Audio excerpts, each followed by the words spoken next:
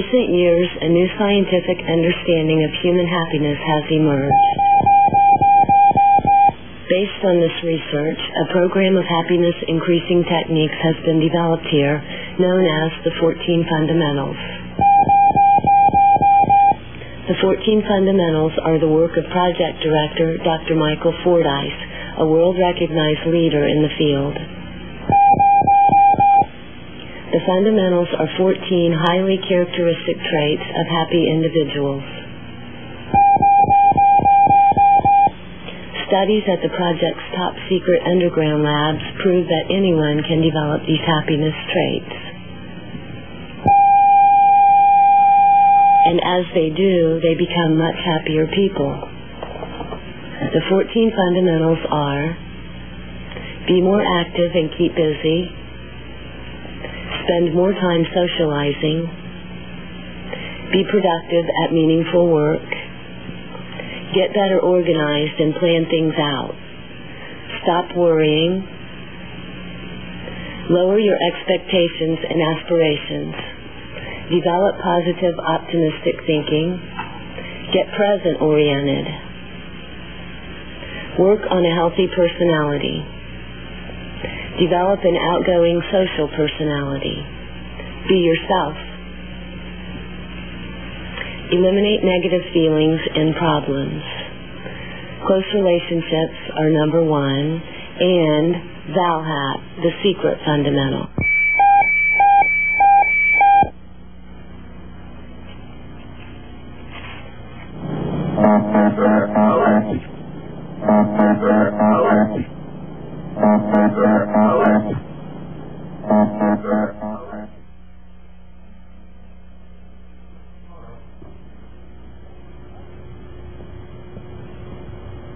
Welcome, my friends, to the next episode in the Psychology of Happiness series.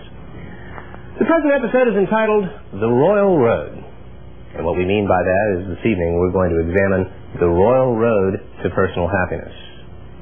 Now, what is the Royal Road? Well, don't want to give it all away, but basically it involves the fundamental known as develop your positive, optimistic thinking. Positive, optimistic thinking. Now, like all our programs, the fundamental we're covering this evening is based on a lot of research that has been conducted over the last few decades regarding the nature of personal happiness, and one of the most remarkable and intriguing things we have discovered in our literature is how incredibly optimistic, what an incredibly optimistic, positive spirit happy people seem to have. It seems to be sort of a gift, or something they have developed, that seems to help them through all of the tough times in life, and, on the other hand, seems to greatly sharpen their appreciation of the good things they have going for them. Now, optimism seems to be so important and so potent in helping one increase one's personal happiness, we've devoted a full episode to it.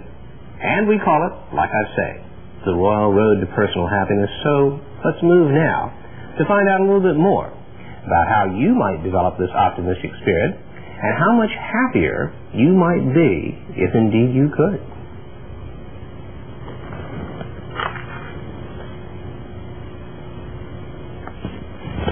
Take it easy. Thank you. Welcome back, my friends. Welcome back. Well, as you can see, I have my Miami's bad advice outfit on here tonight. My friends, one of our final topics of discussion during our class, we've come a long way in our journey down fundamental lane, haven't we? Talked about many of the 14 fundamentals, but tonight we're going to be discussing what could be one of, well, there's little doubt. This is indeed one of the most potent fundamentals of all. This is one of the ones that seems to have meant the most to our research subjects over the years. Now, of course, I think as I've suggested to you before, in our various studies, we've often had an opportunity to talk to people after they've participated in fundamentals training or having a skills training or whatever you want to call it. And we have often, asked them for a lot of kind of candid advice about their reactions to the program, how much happiness they, honestly felt it had made in their lives. And in particular, we have been concerned with which aspects of the 14 fundamentals have been the most helpful. And we have gotten various reports over the years that each one of the fundamentals has been mentioned by a number of people as being the most helpful to them. Apparently it has a lot to do with your own particular situation, and that's one of the reasons why you have to use the fundamentals with a little bit of discretion on your own part. They're general guidelines, and we find that people eventually, after working with them, periodically, each one practicing a little with one, then a little with another, eventually come to their own tailor-made or tailor-suited program. But of the fundamentals that we have discussed over the years, the one that seems to, or one of the ones that ends up being the most popular in our post-testing polls and so on and so forth, has indeed been this particular fundamental. And so therefore, without any further ado, my friends, let me introduce you to one of the most potent fundamentals of all, and one of the most important lessons I have to teach you about the nature of personal happiness during this class. The potency and the, just downright awesomeness of this particular fundamental cannot really be underestimated. It is indeed, as we refer to it over the years, the royal road to personal happiness. The royal road to personal happiness. I'm sure you would like to know what the royal road is. Yes, there's one person who wants to know what the royal road is. We also refer to this as the missing link. The missing link in happiness research. We refer to it as such because it explains some of the ironies and some of the inconsistencies in the data that I have been presenting to you, throughout this course. So, without any further ado, let us find out what the royal road to personal happiness is, what the missing link to happiness research is, what one of the most potent fundamentals of all is, and also, by the way, my friends, one of the most highly characteristic things about happy individuals. In fact, I think I can give you a little bit of a hint as to what this particular fundamental is. If we go back in time just a little, I think you will recall during one of our earlier discussions that we had enumerated for you that there were two characteristics about happy individuals that seem to be more pronounced in them than any other personality characteristics. And do you recall, for a nice shiny $50 bill, what those two particular qualities were? And then you have a hint. Yeah, well, that's one of them. One was extroversion. We've talked a lot about that. How extroverted, how socially outgoing, how super friendly happy individuals are. And the second one leads us into tonight's fundamental. Yes, indeed, their incredibly high degree of optimism. Happy individuals are chronic optimists. More than any other characteristic, they just seem to have a tremendously positive, tremendously optimistic view of life, and that is why we have called our next fundamental up for bids, which I believe is fundamental number 7 on your list. Correct me if I'm wrong. And that is to develop your positive, optimistic,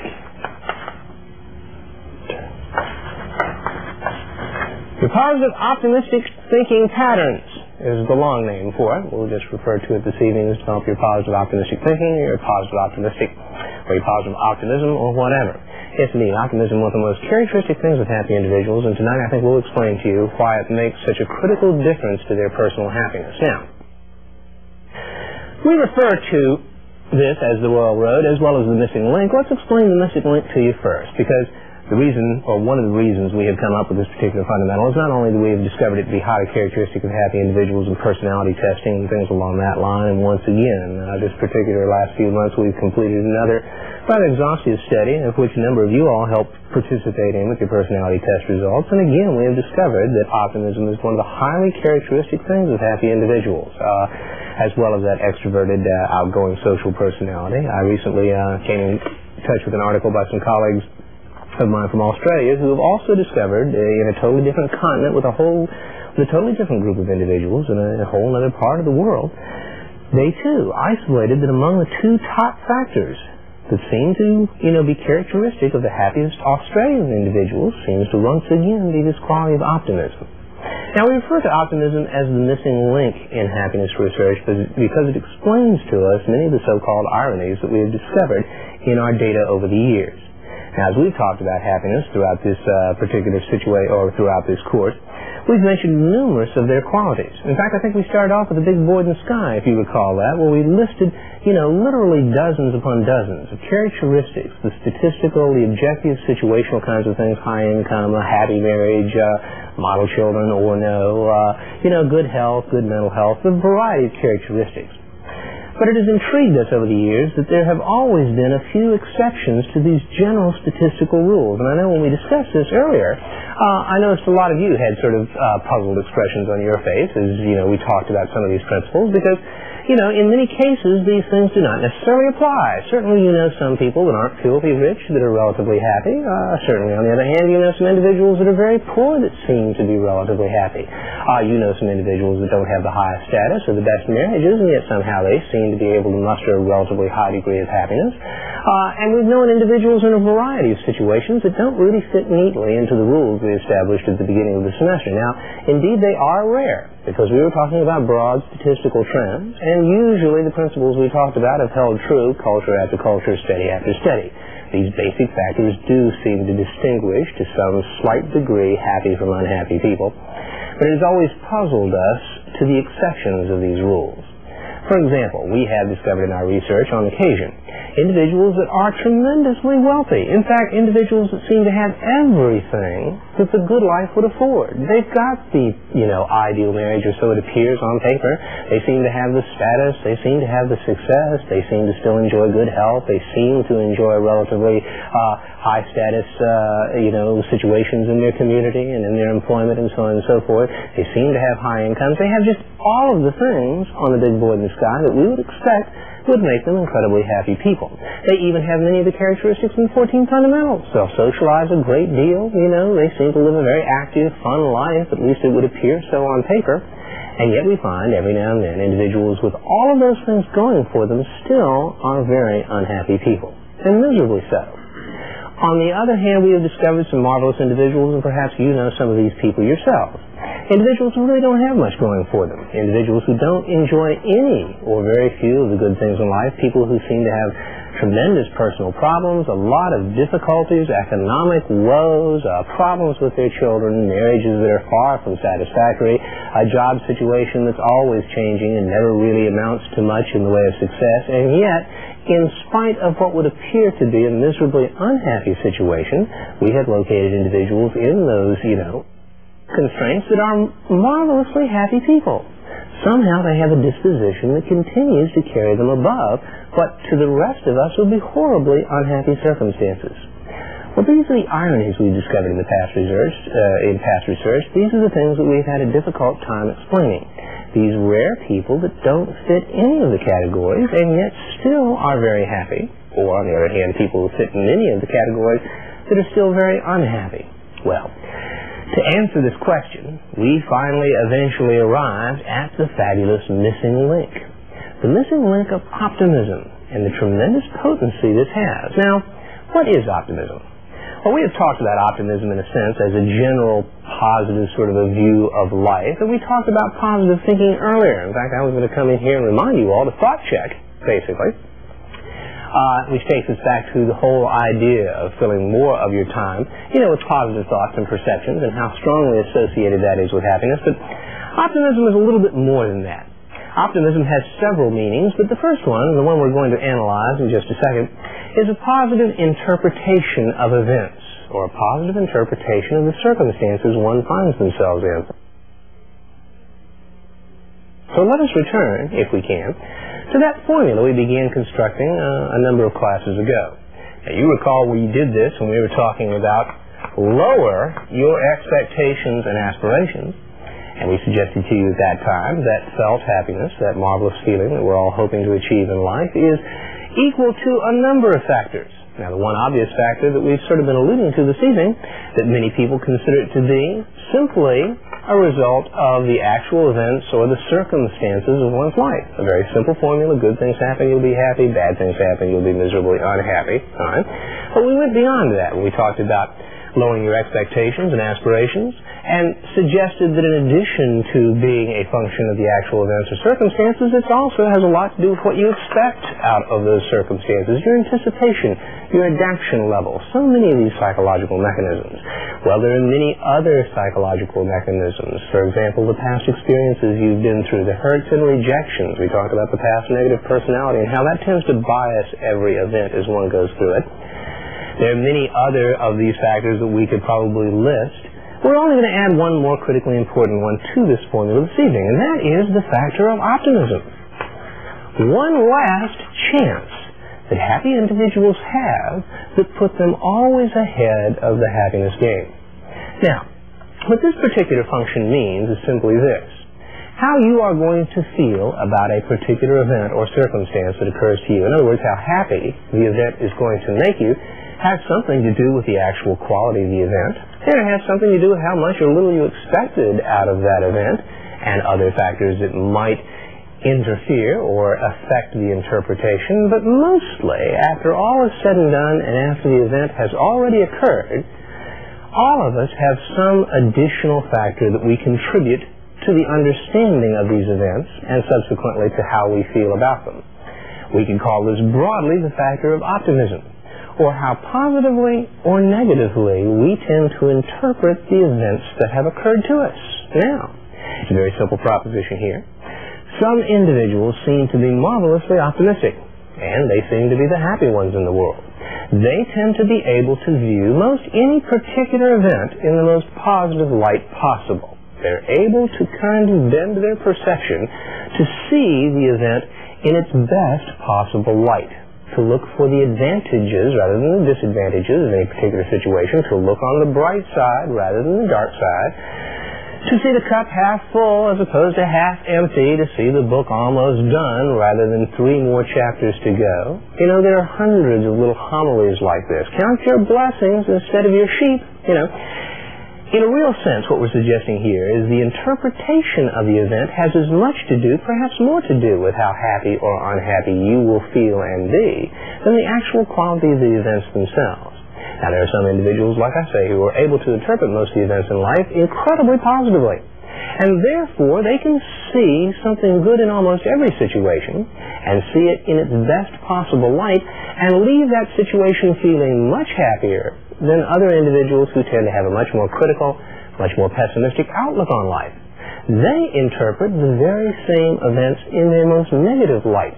How much is lacking? How much is not there? How far short the thing fell from what they were hoping and expecting? How,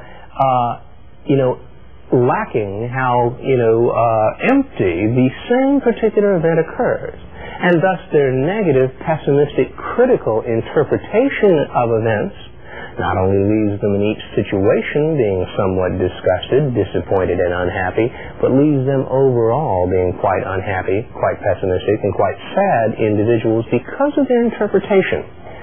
Now, it's fairly obvious that one's interpretation of events, therefore, becomes critically important. And with the ability to interpret events in their most positive light, you obviously greatly increase your personal happiness. Now, it seems like a very simple sort of a formula. And it's one of the reasons we realize why optimism seems to be the missing link. There are some people who have such a marvelously positive outlook, such a marvelously, kind of happy view of events and situations, that no matter what seems to occur to them, they're just able to kind of look at it as great. They could be sitting in the midst of poverty in a horrible situation that most of us would be absolutely miserable with, and yet still can come up thinking, hey, wow, there's still much good here, and they can focus so much more on the positive side of the events that occur to them and so on and so forth. Now, on the other hand, the pessimist puts themselves in a horrible box. There are some individuals that interpret most everything so critically, so negatively, so lackingly, that nothing, in a way, ever really fills the bill. Indeed, in a sense, one can become so down, so negative, so critical and pessimistic in their interpretation of things, events, other people, situations, what they have, so on and so forth, that nothing has the capacity to really make them happy in that sense. That's a kind of a strange thing we're talking about. What we're suggesting is so much of your personal happiness is really has to do more with your mind, as we said, how you interpret what you have rather than what you really have. And yet, more and more psychologically, the evidence we're accumulating seems to indicate that this kind of illusory sort of thing is indeed the nature of personal happiness. It is much more how you view what you have rather than what you actually have that makes the difference in your personal happiness. Now, what does this mean? This means that essentially, if one could develop their optimism to a high enough degree, one could be in a situation where they could literally almost transcend the actual events of life and short-circuit this entire formula to go directly to happiness itself. It is the suggestion that almost any event can be viewed in such a positive way that almost every event can be viewed happily. And therefore, when that begins to occur, one has that ability perhaps to sort of, like I say, transcend the actual events of life and head directly to happiness as it occurs. Let me use a few examples, because this interpretation factor is really critically important and has a lot to do, like I say, with how happy or unhappy you are. The optimist and the pessimist, say, for example, because in addition to being a positive interpretation of events, coupled with optimism is a sense your expectations of events too. And this adds a little irony that I hope to clarify in a little while, because it may sound a little different or a little bit of conflict with what we talked about earlier, but it sort of sets into motion a self-fulfilling prophecy in a sense that we tend to see what we're expecting to see in many ways. Now, the optimist and the pessimist, for example, wake up one morning, and the optimist, being his old characteristic self, says, hey, wow, this is going to be just another beautiful day. It always is. I just feel it in my old bones. This is going to be great. You know, it's a beautiful world out there, and I can't wait to get out to check it out.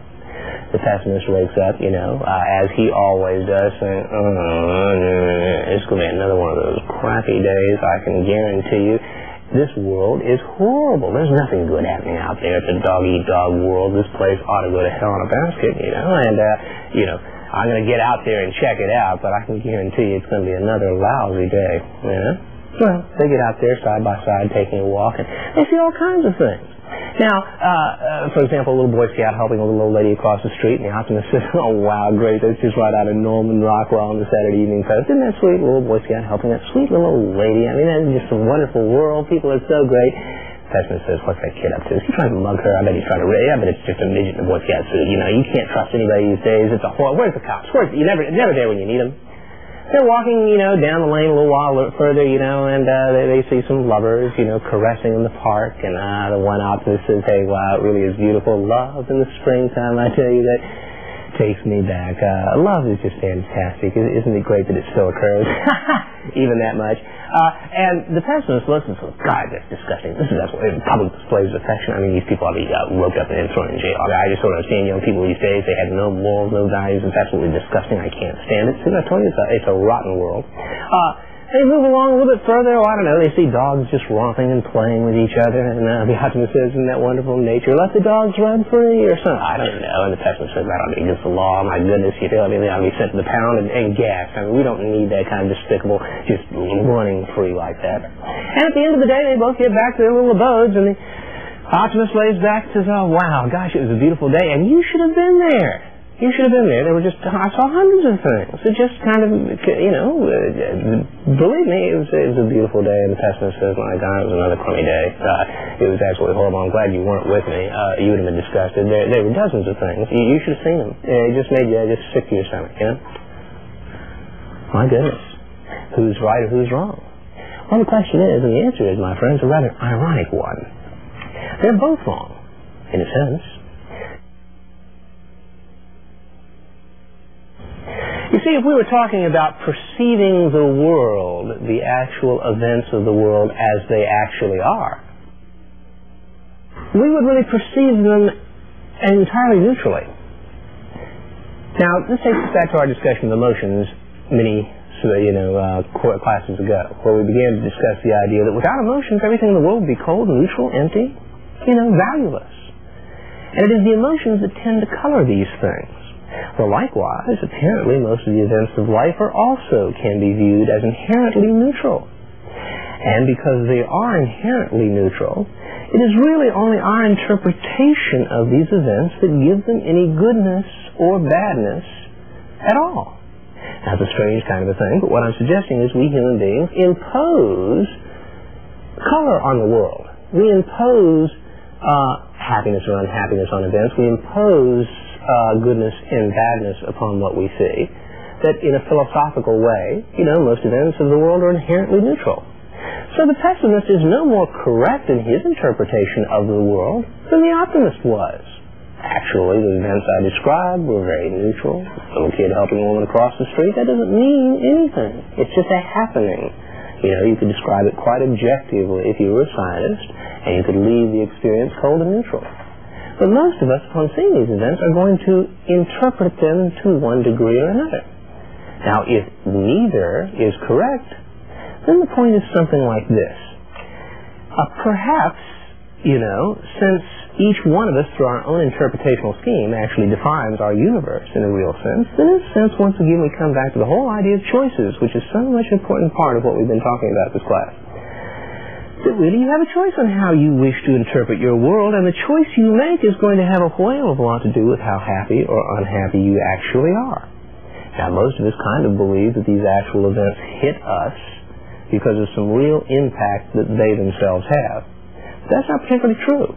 Our culture has assigned values to this. We have learned these as we have grown up, but they are not necessarily absolutes. Some events, of course, people would say, gee, no matter what happens, everyone would be affected the same way, and within reason that's true because of cultural learning.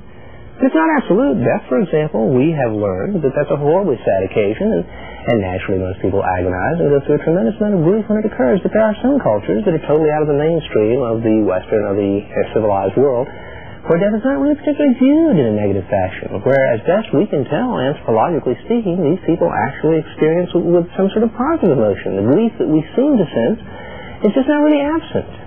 It is possible that even the most dire events could indeed be interpreted much more positively.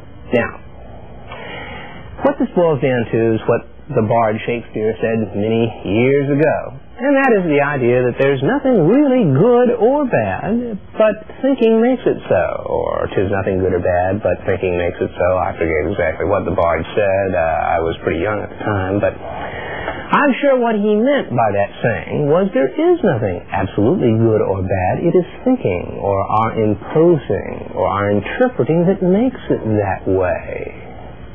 There was another great philosopher who also suggested that happiness is the art of being well deceived. Now, these are kind of strange concepts. What it's suggesting essentially is apparently so much of happiness has to do with just how you choose to look at things. And does that make it real at all then? It does have a kind of an illusory, like you just tricked yourself into being happiness, or into being happy. My only argument with that is because in a sense the answer is indeed yes. But do not kid yourself into thinking that by being optimistic, you are tricking yourself, and being pessimistic, you're not. Because that does not seem to be the case at all. What I'm suggesting is both optimism and pessimism are true distortions of a cold, neutral reality. And so therefore, if you're going to have to deceive yourself to some degree or another, and if you have it within your power to choose an interpretive framework to view your world, then apparently our happiness research indicates you have but little choice. That obviously the optimistic tendency to view the world is the one that is going to have the greatest happiness payoff. And you can, on the other hand, choose if you wish to use a super critical, super pessimistic, super negative view of everything. You are no more realistic. You are no more you are deceiving yourself in that sense just as much, and you're also making yourself quite miserable in the process. Well, that is why we refer to it as the missing link, as well as the royal road, because in a sense what we're suggesting is that if one were to get good enough at this ability, one would have the marvelous ability to transcend most any event. In other words, once again, happiness resides primarily in your mind. And how you choose to control it and how you choose to perceive your world has much more to do with happiness than the actual events of life it's conceivable. And some individuals who seem marvelously happy seem to have gotten to this point. It's conceivable that you can develop, optimism to such a degree that you can completely transcend every aspect of life and end up happy in any circumstance. I know it's strange to contemplate, but some of the great, minds of our times have been able to achieve that kind of happiness.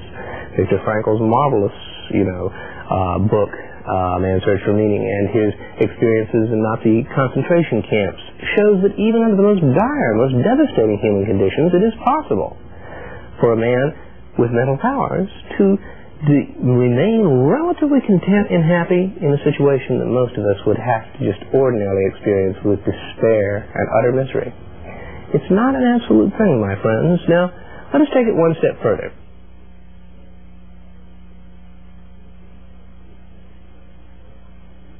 As I've suggested to you, being optimistic is not only a positive interpretation of events, but it also tends to be a kind of self-fulfilling prophecy, an expectation, so to speak, of, the events that are going to occur.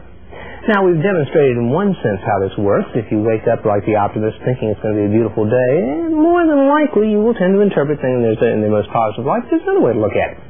And that is the phenomena of selective perception, my friends. Selective perception. Now, selective perception apparently is that we as human beings tend to kind of pick out what we're looking for. And depending on our needs, our values, our psychological structures, we tend to see various things in ways that other people would not. Simple example, the guys at the beach are obviously going to be checking out and seeing many more beautiful women than the women themselves probably are, so on and so forth. If you're horribly hungry, haven't even eaten all day, you forgot your lunch, you can't help but notice 10 times more burger stands as you're cruising down the main road than you ever noticed before. You never notice how many Cadillacs there are out there on the road until you get one yourself, thinking it's quite unique, and all of a sudden every other car you pass seems to be one. Well, that's small examples of selective perception, but selective perception also comes into play when it comes to personal happiness. Let me see if I can explain that by moving once again over to the fabulous big board in the sky, as I also take this opportunity to point out to you the perfect gift for you fundamentalists. Let us assume for a second, my friends, and as I understand, I think we only have just a few minutes left. Is that correct? I think this would be a good time to get an excellent close-up of this shirt. It's the perfect thought-check reminder, my friends. I have worn this evening to remind me to remain optimistic, to keep my head focusing on positive events. Okay, why don't we do that now then? All right?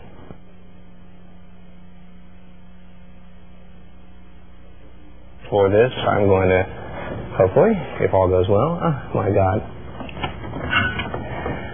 Essentially, my friends, this would be my view of the world.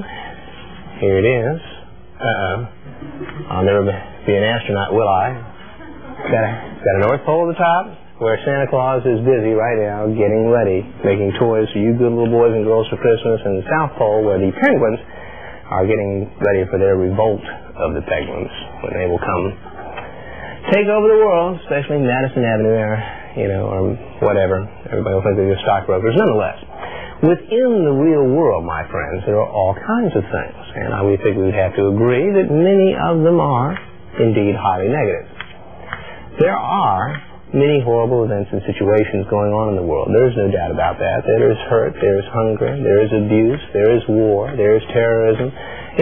There are all kinds of big and small tragedies that are occurring everywhere we would happen to be, even within our own circle of friends, within our own families. Likewise, though, my friends, there are also an incredible number of very positive, good things that are happening out there. Good things that have occurred and are occurring to you. Good things that are occurring to your friends. Successes of people you know.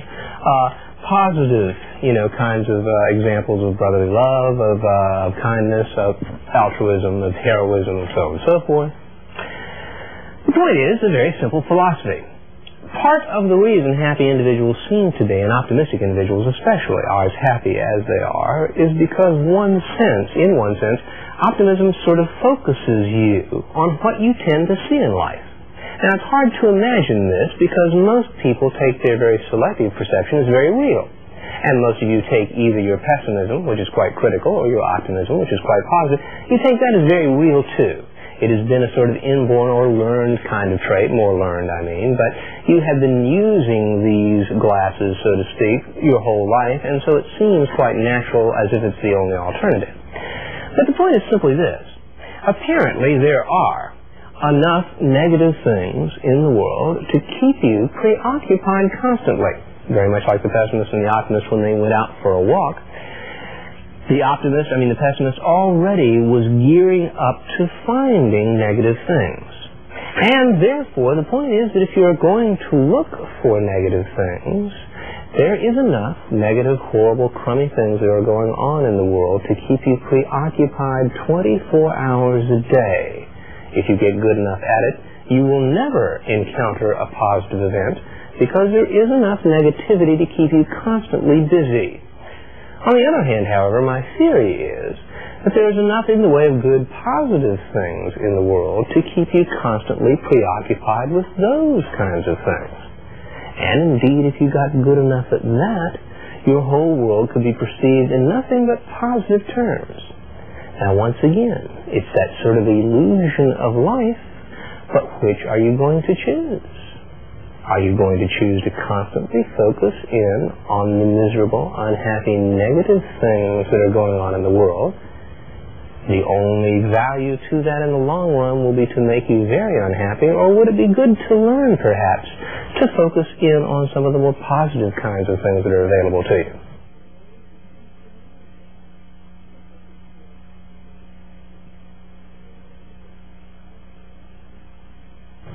Now that's where we talk about more specifics in this part of the fundamentals. How to train yourself to begin to see some of these more positive things. How you can train yourself to focus in a little bit more, as happy people do, looking on the bright side. How can you train yourself to become a little bit more aware of what is good around you and a little less negative, a little less critical, if indeed you buy the value of it. And the value is simply to make you happier. We've suggested many things over the years. I think one of the things that is good to begin with is what I refer to as a kind of a blessings list. And that is a list of all of the fabulously, or not fabulously, even minorly, good things you have going on in your own life at this point in time. In other words, a listing of all the positive things that you can claim to be your own. Now, interestingly enough, I tend to think the reason fewer people are optimistic and more people tend to be critical and pessimistic is a kind of a natural human tendency to seem to notice more what's absent than to notice what's there. Now, it's kind of crazy. You'd think you'd notice what's there a whole lot more often, than what is absent.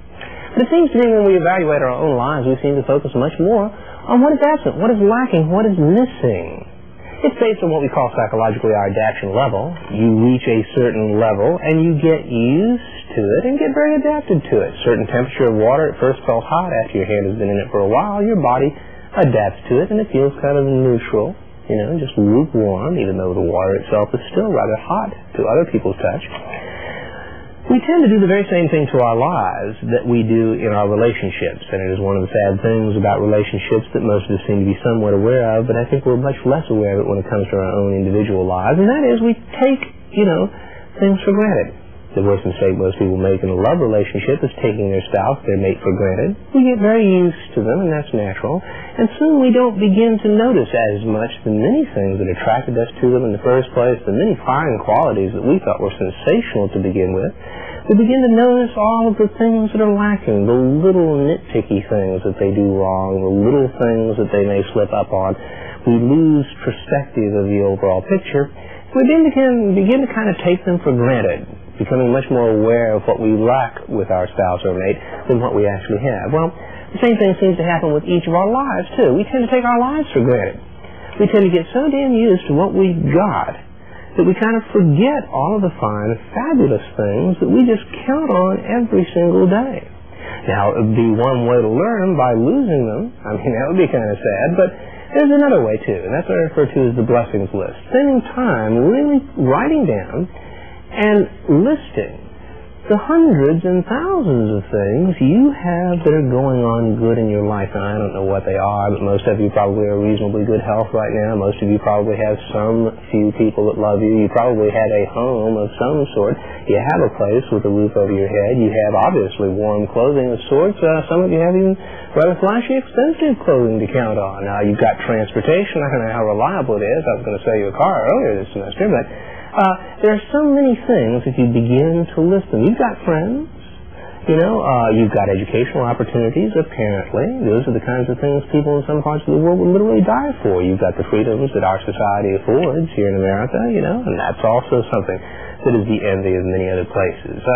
You live in a relatively safe, crime-free community, or at least most of you do. I don't know. That varies. But nonetheless, there are thousands of little things that you've got going for you. Your personal attributes, qualities, talents, abilities that you have that you just take for granted. Most of you can read, and half of you can write fairly well. So many of the things that we just do on a day-to-day basis. You know how to drive a car, most of you. You're skillful at many things. You have 3 square meals a day. And there are many people starving in the world, so on and so forth. There are literally thousands of things, if you begin to examine them, that you yourself have going for you, that are true blessings, that are something that if you thought about for even brief periods of time, you can get a tremendously positive feeling. Well, that's the way you begin to become a little bit more optimistic. By creating a list like this and concentrating on it at several points during your week or during the month, not letting those things be taken for granted, and learning to focus more on the positive qualities that you have as a person, or the positive qualities that you see in others, the good things that your friends are doing, or that you have with your friends, as opposed to the things that are wrong with them, so on and so forth. And another trick, or another way to go about doing this, is learning how to interpret events. Practicing. Writing down what you went through today. Say, for example, what happened to you today? You got up, went to work. Yeah, it's true. You were a little overloaded, a little bit more paperwork than you thought. Somebody said something rather nasty to you halfway through the day. You had a lousy lunch or a good lunch. I don't know. But what you need to do is practice writing several different scenarios of that little series of events. First time, write what happened today, and go over and try to interpret it as damn negatively as you can. Look for everything that went wrong today. Look for every minor disappointment, everything that just didn't go quite perfectly, every little subtle comment that didn't go your way, every little frustration. Really pick your day apart looking for everything that was wrong. And I'm sure that can keep you busy for quite a while. You'd probably come up with an excellent list. And then the secret is to go back over the list one more time, not necessarily the list, but the scenario of what happened, and see if you can interpret those same series of events in a very positive, very happy sort of light. Can you look at the very same things you went through in 2 different ways? You went to a party last Saturday. Now think about it if you can still recall in your dim awareness. Try to kind of remember the party in its worst light, the worst party you'd ever been to. You probably shape it up that way and then try again to imagine it. If that's like one of the better events that you've attended recently. I tend to think if you begin to practice along these lines, you will begin to perceive that virtually every event you go through has both its positive and negative interpretation, and that you can begin to adjust the way you think, to fit that interpretation accordingly.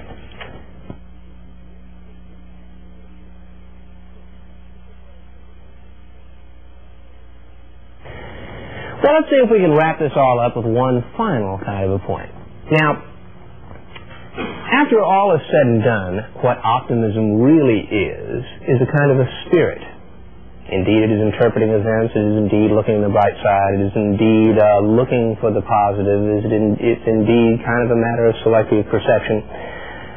But more than anything else, I would like to define optimism as a general belief, kind of a belief system, and it's a simple belief.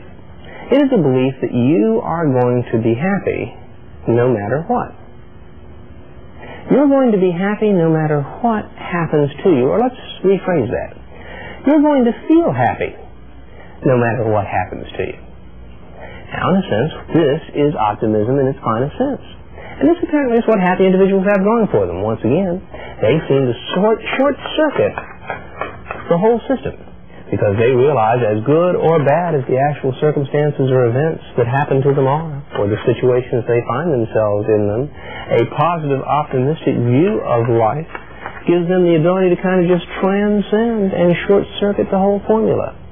It is a belief in one's own mental powers, in a sense. As we said, happiness is in the mind, and those who learn to master it and control it are in the driver's seat. It is belief, like I say, an expectation that things will work out for the best, and that you will be happy no matter what. Now, the final little twist to this is something we need to rectify based on our previous discussion, and that is the idea of expectations. Perhaps ringing in the back of many of your all's minds has been the fact that, well, perhaps, though, optimism sounds like a rather unreasonable expectation. And we talked about high expectations, setting oneself up for disappointment, and that lowered expectations lead to more happiness. Now, how can we rectify this? Because this particular expectation that things are always going to work out fine, everything is for the best, Pollyanna kind of, I'm going to be happy no matter what, that would seem like an inordinately unrealistic expectation. And in a sense it is, but the trick is this. You see, the difference between what we talked about in lowering your expectations versus what we're talking about here, my friends, lies in its specificity. That's right, its specificity. Even a 6-year-old can say it. And what do we mean by that? Well, the expectations we talked about earlier that get people in the most emotional trouble are quite specific. And so when we talk about lowering your expectations and aspirations, what we're suggesting is specific expectations. Optimism, on the other hand, is a very non-specific expectation. In fact, it is an expectation that is so general that any actual outcome can fulfill it. Here's a few examples. The person that's high in expectation says, I have got to get that promotion, or I'm just going to be miserably unhappy. It's going to be the end of my world. Whereas the person high in optimism says, hey, whether I get that, what were we talking about? Yeah, whether I get that promotion, see, I was just so optimistic, I forgot that no matter what happens. Whether I get that promotion or not, I'm going to be happy. The person high in the expectation says, Johnny has got to propose to me this weekend, or I'm just going to do myself in. It's going to be the end of my little world. I'm going to cry myself to death. The person high in optimism says, hey, whether Johnny proposes or not, I'm going to be happy. The person high in expectations. I have got to make $1 million by the time I'm 25 years old. The person who's high in optimism, hey, whether I make that whether I'm a millionaire by 25, 35, 45, doesn't matter. I'm going to be happy no matter what actually occurs. Now, once you begin to understand the power of that, then you begin to appreciate how optimism is kind of the royal road. And it is possible you can be happy no matter what particularly occurs to you. Well, my friends, that is the royal road to personal happiness. A highly optimistic spirit, seemingly one of the most characteristic things we know about happy individuals, as illusory as it may sound, seems to be one of the most potent things one can do. It takes us back to our original idea, however, perhaps it's not that strange, that since happiness does occur in one's own mind, it gives each one of us mentally a lot more control over it than we ever dared dream. Perhaps before taking this series of seminars, most of you felt that your personal happiness was largely contingent on what happened to you, and most people do, and to some extent that will remain true. We're not discounting that 100%. No one usually gets that good at being optimistic, but the point is that there's an awful lot more to the happiness picture that occurs inside that's well within your control. And it transcends whatever occurs to you in that sense, if you develop that ability, that can contribute to a lifelong feeling of personal happiness for all of you. So, my friends, I tell you, I'm busy practicing the 14 fundamentals. Why don't you? Why don't you? Well, why don't you? It's the last you'll see of me.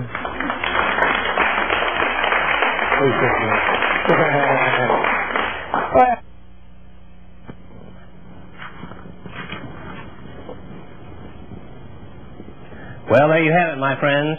The royal road to personal happiness. The most potent lesson perhaps we have to teach you in the entire series. Remember, optimism in its finest sense is basically a belief in your own mental powers, I guess. A belief that you're going to feel happy, you're going to be happy, no matter what happens to you. Now, as outrageous as that sounds, if you could develop that kind of faith in your ability to interpret events positively, to concentrate on pleasant thoughts, to survey your life in terms of what you do have rather than what it lacks, you will have achieved one of the secrets to personal happiness that we have learned in our research about the happiest individuals. There's little doubt that a highly optimistic attitude can greatly boost the happiness you receive in any circumstance, in any lifestyle. It's It's a secret that we have gleaned from the research, and apparently something happy individuals have always intuitively known. That half of happiness perhaps is indeed what happens to you on the outside, but the other half, the more important half, is how you interpret it on the inside. And if you firmly believe in your ability to look on the bright side, you're going to be happy no matter what happens to you. Well, I know a number of you have contacted me here at the college concerned or interested in some additional information beyond this series that you could obtain about the psychology of happiness. And if you would like more, particularly those of you who are in the professional community, we have a variety of materials available to you. Now, you might be interested in some of our research reports, some of the 7 published studies, the actual transcripts of those that we have available here, several unpublished manuscripts dealing with personal happiness, some of the happiness assessment inventories that we have developed, and those are all available, care of me, here at Edison Community College, Fort Myers, Florida. But for the rest of you, you might be obtained or interested in obtaining some of the more popular items we have. One, of course, is our popular Psychology of Happiness brief version booklet. A very quick, take with you anywhere, share with anyone, basically, summary of the fabulous 14 Fundamentals program. It goes into great detail, but it's very concise. Write me if you'd be interested in that. And, of course, the final item we have up for bids, if you're daring enough, we might also be able to obtain for you one of the fabulous Psychology of Happiness T-shirts, in fact, just like the T-shirt the doctor was wearing in this present episode. In fact, if you're really lucky, you might actually get the very same T-shirt that the doctor was wearing in tonight's program. Well, bear all that in mind. The next time, of course, we get together, the program entitled Get P.O., Get B.O. That's right, Get P.O., Get B.O., where we discuss 2 of the additional fundamentals as we, kind of wrap up the very last of the attitude and value fundamentals with Get Present-Oriented, and then begin our examination of the personality fundamentals with Get Better Organized. So, my friends, until then, have a good time, or a happy time, and we'll see you back here then.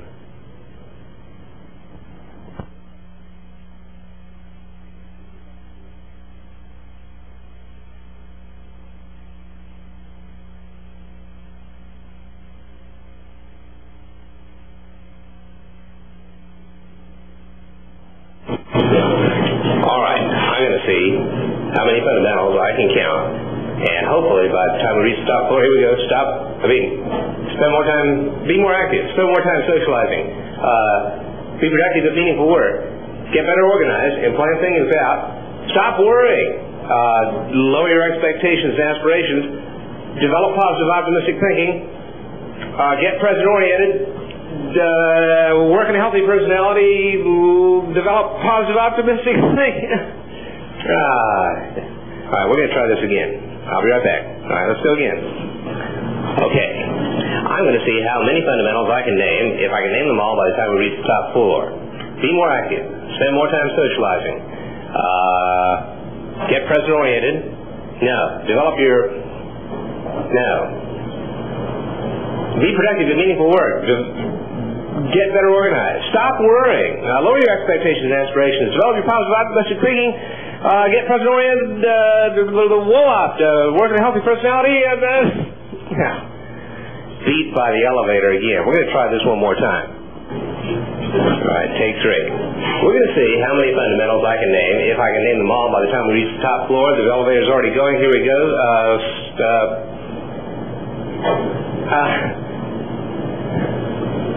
Well, we'll try it again.